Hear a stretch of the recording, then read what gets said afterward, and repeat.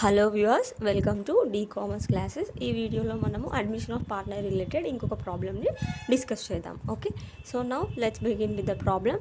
So first వచ్చేసి question, left side ఉన్నదంతా question, right side ఉన్నది ఆన్సర్ అనమాట. ఓకే, సో ఫస్ట్ మనం క్వశ్చన్ చూద్దాం ఇప్పుడు. ఓకే, సో క్వశ్చన్ వచ్చేసి red and white are partners in a firm sharing profits and losses in the ratio 3:2. Okay, so red and white అనే ఇద్దరు persons partners లాగా ఉన్నారనమాట. ఓకే, ఇన్ ఏ పార్ట్నర్షిప్ ఫామ్లో వాళ్ళ ప్రాఫిట్ షేరింగ్ రేషియో ఏంటి? 3:2. Okay, so అంటే profits అయినా losses అయినా 5 పార్ట్స్ చేసి 3 పార్ట్స్ రెడ్ తీసుకుంటుండు, 2 పార్ట్స్ వైట్ తీసుకుంటుండు అనమాట. Okay, next on 1st July 2017 the position of the firm was as follows. Okay, so 1st July 2017 రోజు ఆ పార్ట్నర్షిప్ ఫర్మ్ యొక్క ఫైనాన్షియల్ పొజిషన్ ఇట్లా ఉందన్నమాట. సో ఇప్పుడు మనం బ్యాలెన్స్ షీట్ ఎట్లుందో చూద్దాం. ఓకే, లయబిలిటీస్ వచ్చేసి క్యాపిటల్ అకౌంట్స్ రెడ్ క్యాపిటల్ వచ్చేసి 1,50,000, వైట్ క్యాపిటల్ వచ్చేసి 98,000. So 1,50,000 plus 98,000 is equals to 2,48,000. Okay, next general reserve వచ్చేసి 84,000 ఉంది. సన్రీ క్రెడిటార్స్ వచ్చేసి 1,70,000. ఓకే, లయబిలిటీస్ టోటల్ వచ్చేసి 5,02,000. ఓకే, నెక్స్ట్ వచ్చేసి అసెట్స్ ఏమేమి ఉన్నాయో చూద్దాం. అసెట్స్ వచ్చేసి buildings 50,000, machinery 2,50,000, furniture 40,000, stock 60,000, debtors 90,000, cash 12,000. So ఇవన్నీ టోటల్ చేస్తే మనకి అసెట్స్ టోటల్ వచ్చేసి 5,02,000. ఓకే, సో బ్యాలెన్స్ షీట్ ఇదన్నమాట. సో 1st July 2017 రోజు. సో నెక్స్ట్ ఇక్కడ ఎక్స్ట్రా ఇన్ఫర్మేషన్ ఇచ్చారు, అదేంటో చూద్దాం మనం. Okay, blue join the firm on the following terms. Okay, so blue అనే పర్సన్ పార్ట్నర్షిప్ ఫామ్లో న్యూ పార్ట్నర్ లాగా జాయిన్ అవుతున్నాడు on the following terms. Okay, so ఆ టర్మ్స్ ఏంటో చూద్దాం. సో ఫస్ట్ వచ్చేసి red, white and blue will share the future profits of the firm in the ratio of 5:3:2 respectively. Okay, so blue join అయిన తర్వాతకి వాళ్ళ profit sharing ratio ఏముంటుంది అని అంటే 5:3:2. ఓకే, అంటే ప్రాఫిట్స్ అయినా లాసెస్ అయినా 10 పార్ట్స్ చేసి 5 parts Red, 3 parts White, 2 parts Blue తీసుకుంటాడు. ఓకే, నెక్స్ట్ పాయింట్ వచ్చేసి Blue Wood first pay ₹10,000 as his share of goodwill. Okay, so ఇతను గుడ్ విల్ ఎంత తేవాలి అంట? 10,000 రూపీస్ తేవాలి. Okay, next the value of machinery is to be increased by ₹20,000. Okay, machinery value 20,000 పెంచమని చెప్తున్నారు. And next stock is to be depreciated by 10%. Okay, స్టాక్ని 10%తోనే depreciate చేయండి అని అడుగుతున్నారు. సో ఈ పాయింట్ వచ్చేసి మనకి రీవాల్యుయేషన్ రిలేటెడ్ అనమాట. ఓకే, నెక్స్ట్ వచ్చేసి Blue Wood then introduce such an amount of capital in cash which should be in proportion to the combined capital accounts of red and white after all adjustment. So ఈ point చదవగానే మనకి ఏమర్థం అవ్వాలి అంటే capital అడ్జస్ట్మెంట్లో second method or second case అనమాట. Okay, so first కేసులో మనం ఏం చేస్తాము? న్యూ పార్ట్నర్ యొక్క షేర్ అండ్ న్యూ పార్ట్నర్ తెచ్చిన క్యాపిటల్ని యూస్ చేసి మనం క్యాపిటల్ అడ్జస్ట్మెంట్ అనేది చేస్తాం. కానీ ఇక్కడ combined capital accounts of red and white after all adjustments అని అంటే లైక్ మనకి ఇది second case of capital adjustment అనమాట. సో ఇది మనము ఆన్సర్ చేసేటప్పుడు డిస్కస్ చేద్దాం. Okay, next it was decided that the capital accounts of red and white would be adjusted on the basis of blue's capital by opening current accounts. అంటే like ఇప్పుడు capital adjustment చేసిన తర్వాతకి మనకి ఇంతే capital ఉండాలి అని వస్తుంది అనమాట. సో ఒక్కొక్కరికి ఇంత క్యాపిటల్ ఉండాలి ఈ న్యూ ప్రాఫిట్ షేరింగ్ రేషియో ప్రకారంగా. ఓకే అని వస్తుంది. సో ఆ తర్వాతకి ఎక్సెస్ ఉంటే మనము కరెంట్ అకౌంట్కి క్రెడిట్ చేయాలి, అదే డెఫిసిట్ ఉంటే కరెంట్ అకౌంట్కి డెబిట్ చేయాలి. Okay, and next prepare capital accounts and balance sheet. Okay, so మనల్ని new balance sheet and capital అకౌంట్ని ప్రిపేర్ చేయమని అడుగుతున్నారు అనమాట. ఓకే, సో ఇప్పుడు మనము ఆన్సర్ చూద్దాము. ఓకే, సో ఫస్ట్ వచ్చేసి working notes. So revaluation account మనం ఫస్ట్ ప్రిపేర్ చేస్తాం కాబట్టి so revaluation related working notes అనమాట. ఓకే, సో మనకి రీవాల్యుయేషన్లో ఏం చేయమన్నారు? మెషినరీ యొక్క వాల్యూని 20,000 పెంచమన్నారు. ఓకే, కాబట్టి machinery is equals to 20,000 credit side. అంటే మెషినరీ అంటే అసెట్ కదా, అసెట్ వాల్యూ పెరిగితే మనం క్రెడిట్ సైడ్ ఉంచాలి. ఓకే, నెక్స్ట్ వచ్చేసి depreciation on stock. So depreciation on stock at 10%. Okay, is equals to 60,000 into 10% calculate చేస్తే మనకి 6,000 వస్తుంది. సో డెప్రిషియేషన్ అంటే స్టాక్ వాల్యూ తగ్గిపోతుంది కాబట్టి డెబిట్ సైడ్. ఓకే, సో ఇప్పుడు మనం రీవాల్యుయేషన్ అకౌంట్ చూద్దాం. Okay, so revaluation account particulars amount debit credit. Okay, so machinery value పెరిగింది కాబట్టి credit side by machinery account 20,000 and stock value తగ్గింది కాబట్టి debit side to stock account 6,000. Okay, so ఇక్కడ credit side value ఎక్కువ ఉంది కాబట్టి so మనకి రివాల్యుయేషన్లో profit వచ్చినట్టు అనమాట. ఓకే, సో ఇప్పుడు ఈ రివాల్యుయేషన్ ప్రాఫిట్ని మనము ఓల్డ్ రేషియోలో ఓల్డ్ పార్ట్నర్స్కి డిస్ట్రిబ్యూట్ చేయాలన్నమాట. Okay, so to profit transfer to, అంటే టీ అంటే ఇక్కడ నాకు స్పేస్ లేదు కాబట్టి ఓన్లీ టీ అని రాశాను, ట్రాన్స్ఫర్ టు క్యాపిటల్ అకౌంట్ అని రాయాలి మీరు. ఓకే, సో ఎంత మనకి బ్యాలెన్సింగ్ చేసి ఇక్కడ 20,000 ఇక్కడ 20,000 వేసేయాలి. ఓకే, సో 20,000 మైనస్ 6,000 14,000 వస్తుంది. సో రీవాల్యుయేషన్ ప్రాఫిట్ 14,000 అనమాట. సో ఈ 14,000ని మనం ఇప్పుడు ఓల్డ్ రేషియోలో డివైడ్ చేయాలన్నమాట. ఓకే, సో ఇక్కడ చూడండి రీవాల్యుయేషన్ ప్రాఫిట్ డిస్ట్రిబ్యూషన్ అనేది. Okay, red is equals to 14,000 into 3/5 is equals to 8,400. White is equals to 14,000 into 2/5 is equal to 5,600. Okay, so ఇదే మనం ఇక్కడ చూపించాలి. Okay, to profit transfer to capital account red is equals to 8,400, white is equals to 5,600. ఈ రెండు total చేసి మనకి 14,000 వస్తుంది. Okay, so ఈ విధంగా బ్యాలెన్స్ అయిపోయింది కదా. 6,000 plus 14,000 20,000. Okay, revaluation account is tallied. Okay, next ఇప్పుడు మనం క్యాపిటల్ అకౌంట్స్కి వెళ్ళిపోదాం. ఓకే, సో ఇక్కడ ఉంది చూడండి capital account.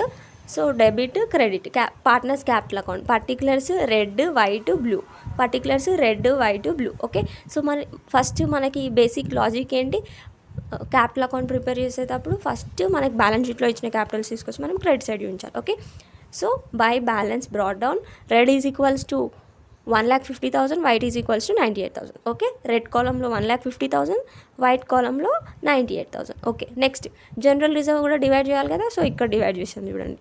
So GR is equals అంటే జనరల్ రిజర్వ్ అనమాట 84,000. సో ఇది మనం ఓల్డ్ పార్ట్నర్స్కే ఇస్తాం. ఓకే, సో ఆర్ అంటే red is equals to 84,000 into 3/5 is equals to 50,400.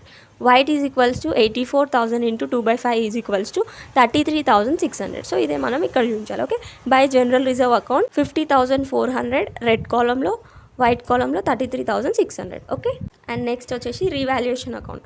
So revaluation profit అనేది మనం ఇక్కడ చూపించాలి. ప్రాఫిట్ వస్తే క్రెడిట్ సైడ్, లాస్ వస్తే డెబిట్ సైడ్ చూపించాలి. Okay, so by revaluation account red కాలంలో 8,400, వైట్ కాలంలో 5,600. Next good will. సో ఈ గుడ్ విల్ అనేది మనము సాక్రిఫైజింగ్ రేషియోలో డివైడ్ చేయాలి కదా. ఎంత గుడ్ విల్ పే చేయాలి, బ్లూ 10,000 మనం సాక్రిఫైజింగ్ రేషియోలోనే డివైడ్ చేయాలి. సో ఇప్పుడు మనం సాక్రిఫైజింగ్ రేషియో కనుక్కుందాం. Okay, so sacrificing ratio calculation వచ్చేసి ఇక్కడ ఉంది, ఇక్కడ ఉంది చూడండి. Okay, so sacrificing ratio R is equals to, అంటే సాక్రిఫైజింగ్ రేషియోకి ఫార్ములా ఏంటి మనకి, old share minus new share. Okay, old ratio minus new ratio మనం చేస్తే మనకి సాక్రిఫైజింగ్ రేషియో వస్తుంది. Okay, so R is equals to, అంటే ఆర్ అంటే రెడ్ అనమాట. ఓకే, ఓల్డ్ షేర్ ఎంత 3/5. ఓకే, 3/5 మైనస్ న్యూ షేర్ ఎంత 5/10. ఓకే, సో ఎల్సిఎం చేస్తే 10. ఓకే, 5 టేబుల్లో 10 ఎప్పుడు వస్తుంది, 2 కాబట్టి ఇక్కడ 3 ఉంది కాబట్టి 3 × 2 6.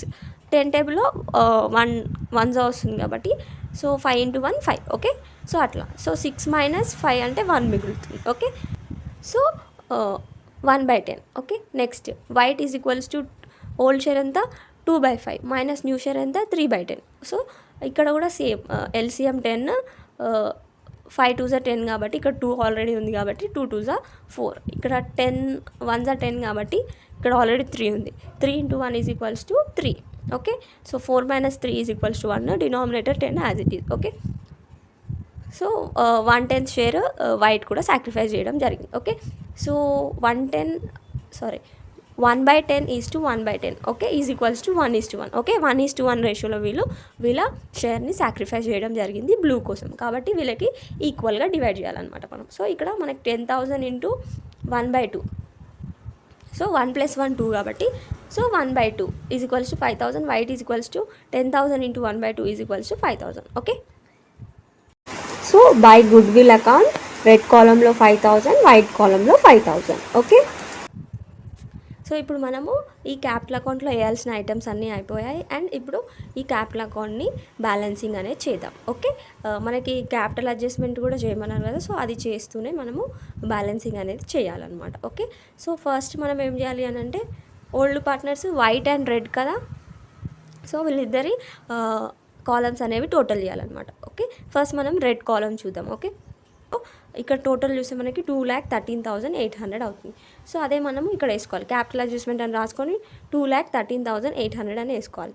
అండ్ వైట్ కాలం టోటల్ చేస్తే మనకి ఎంత అవుతుంది, 1,42,200 అవుతుంది మనకి. ఓకే, వైట్ కాలం. సో కంబైన్డ్ అన్నారు కదా ఇక్కడ, సో అందుకని ఇవి రెండు ప్లస్ చేయాలన్నమాట. ఓకే, 2,13,800 ప్లస్ 1,42,200 మనకి ఇవి రెండు యాడ్ చేస్తే మనకి 3,56,000 అనేది వస్తుంది అనమాట. ఓకే, సో ఇక్కడ మనం న్యూ రేషియో చూసినట్టయితే 10 పార్ట్స్ చేస్తున్నారు, అందులో 8 పార్ట్స్ ఓల్డ్ పార్ట్నర్స్కి వెళ్ళిపోతుంది. అంటే లైక్ రెడ్ అండ్ వైట్కి 8 పార్ట్స్ వెళ్ళిపోతుంది అండ్ రిమైనింగ్ 2 పార్ట్స్ వచ్చేసి బ్లూ కోసం ఉంది. సో అని అంటే ఈ కంబైన్డ్ క్యాపిటల్ అనేది ఆ 8 పార్ట్స్ కోసమే కదా.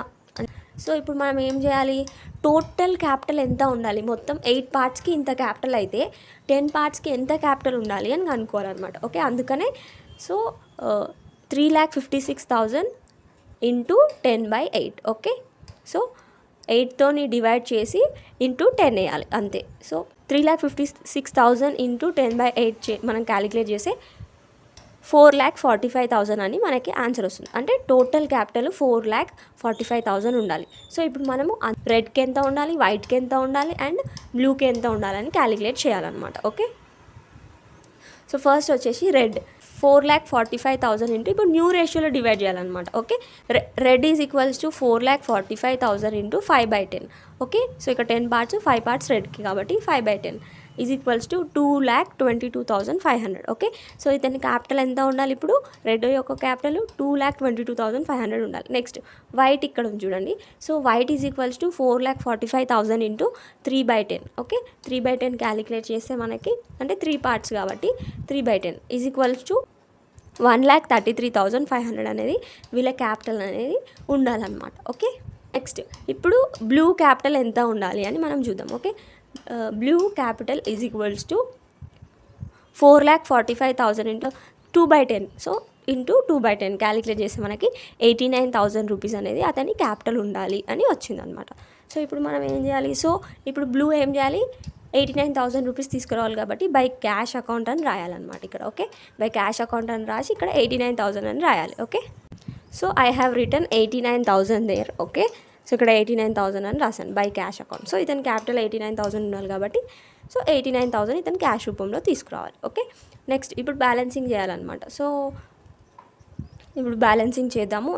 రెడ్ కాలం టోటల్ చేస్తే మనకి 2,13,800 వచ్చింది కదా, కానీ ఎంత క్యాపిటల్ ఉండాలి అతనికి, బ్యాలెన్సింగ్ చేసి ఇక్కడ డెబిట్ సైడ్ మైనస్ చేయడానికి ఏం లేవు కాబట్టి అదే అమౌంట్ ఇక్కడ వస్తుంది. కానీ ఎంత ఉండాలి, 2,22,500 ఉండాలి. 2,13,800 ఉంది అంటే ఇక్కడ మనకి 2,22,500 కావాలి. అంటే డెఫిసిట్ ఉంది కదా, ఆ డెఫిసిట్ ఉన్న అమౌంట్ని మనము కరెంట్ అకౌంట్లో డెబిట్ సైడ్కి పంపించాలన్నమాట. ఓకే, సో ఇక్కడ రెడ్కి డెఫిసిట్ ఉంది అంటే ఉండాల్సిన అమౌంట్ కన్నా తక్కువ ఉంది కాబట్టి సో మనం కరెంట్ అకౌంట్కి ట్రాన్స్ఫర్ చేస్తున్నప్పుడు మనము క్యాపిటల్ అకౌంట్లో క్రెడిట్ సైడ్ చూపించాలన్నమాట, అదే సర్ప్లస్ అయితే డెబిట్ సైడ్ చూపించాలి. ఓకే, అట్లా అనమాట. అందుకని బై కరెంట్ అకౌంట్ ఇక్కడ మనము 8,700 అని రాయాలన్నమాట. సో ఇక్కడ మనము 2,13,800కి 8,700 యాడ్ చేస్తే మనకి 2,22,500 అనేది వస్తుంది. ఓకే, సో అందుకనే మనము రెడ్ కాలంలో 8,700 అనేది రాయాలి. Okay, and next white columns వచ్చేసరికి టోటల్ ఎంత ఉంది, 1,42,200 ఉంది. కానీ అతని క్యాపిటల్ ఎంత ఉండాలి, 1,33,500 ఉండాలి.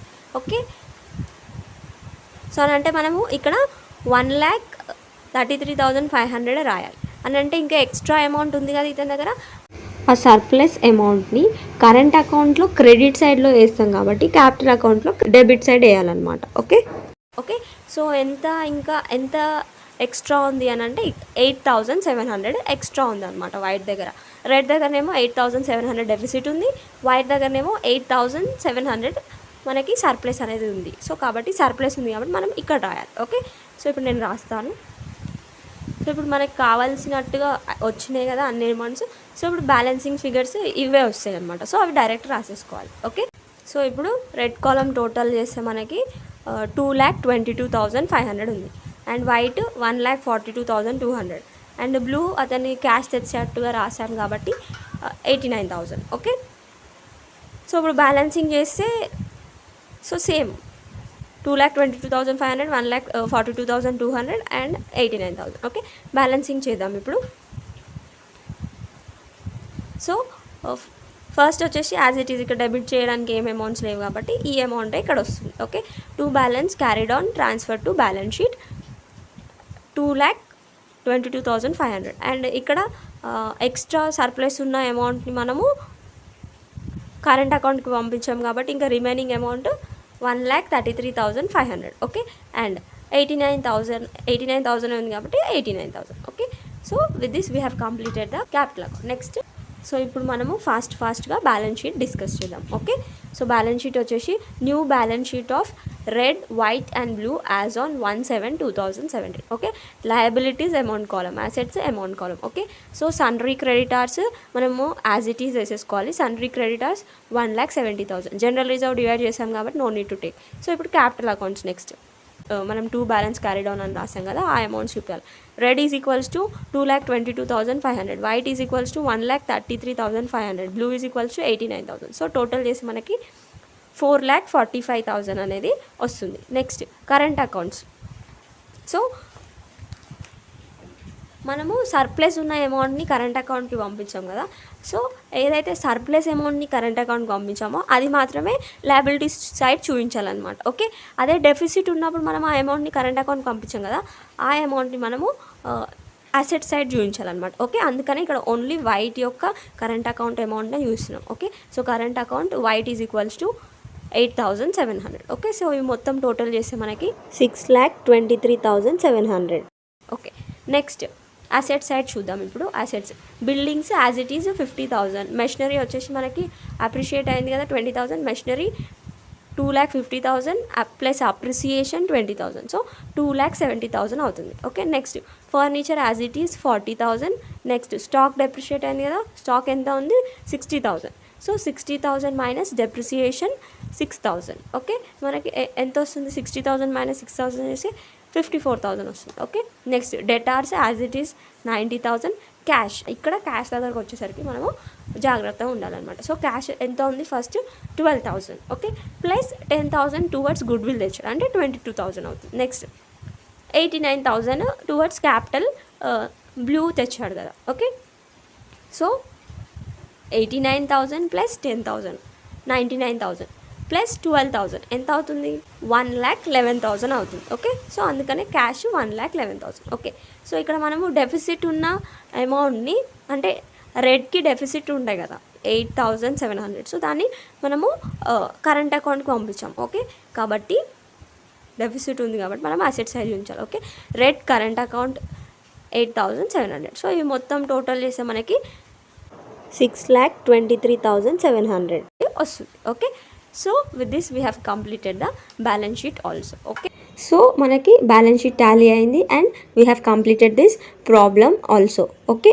సో ఇక్కడ మనం ఎక్స్ట్రాగా నేర్చుకున్నది ఈ ప్రాబ్లంలో ఏంటి అని అంటే లైక్ క్యాపిటల్ అడ్జస్ట్మెంట్ కేస్ 2 అంటే సెకండ్ మెథడ్లో క్యాపిటల్ అడ్జస్ట్మెంట్ చేయమన్నప్పుడు ఎలా చేయాలి అని మనము నేర్చుకోవడము జరిగింది. Okay, and what I suggest you to do is, so మీకు టెక్స్ట్ బుక్ ఉంటే మీరు టెక్స్ట్ బుక్లో ప్రాబ్లమ్స్ సాల్వ్ చేయడానికి ట్రై చేయండి. ఓకే, ప్రాక్టీస్ చేయడానికి ట్రై చేయండి. అండ్ మీ దగ్గర టెక్స్ట్ బుక్ లేదు అని అంటే ఇంకా కొనుక్కోలేదు అని అంటే లైక్ ఇప్పుడు నేను చెప్పాను కదా ప్రాబ్లమ్స్, ఈ ప్రాబ్లమ్స్లో క్వశ్చన్స్ అన్నీ కాపీ చేసుకొని మీరు వాటిని సాల్వ్ చేయడానికి ట్రై చేయండి. Okay, so I hope that you are clear with the problem, and with this problem we have completed the problems related to admission of partner. From next video we'll discuss retirement. Okay, and I hope that you are clear with the concept, and if you have liked my explanation please like, share and subscribe. Thanks for watching.